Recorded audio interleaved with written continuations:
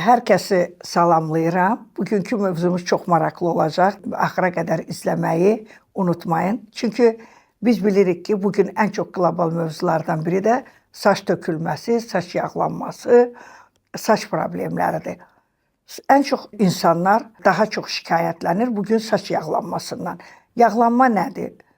Yuxudan duran kimi, məsələn, saçını yuyur, işə gedənə qədər, axşama qədər saç tam yağlanır.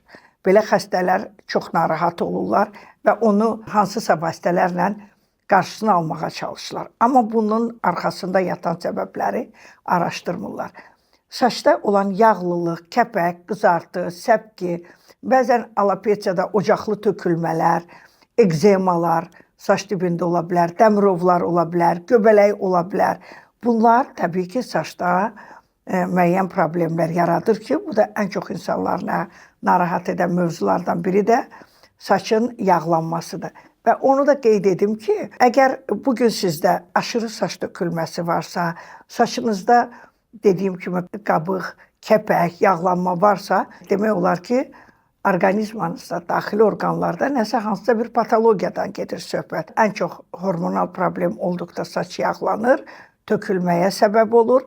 Bəzən də həddindən artıq quru, dolaşan saçlar olur ki, saçınız quruyan zaman mütləq TSH-ı yoxladın. TSH, yəni tiroid hormonudur. Bu özü saçda quruluq və qırılmağa, saçın dolaşmasına səbəb olan hormondur. Sağlamlığınızı qoruyun, videomuzu izləməyi unutmayın və abunə olmağı yaddan çıxartmayın.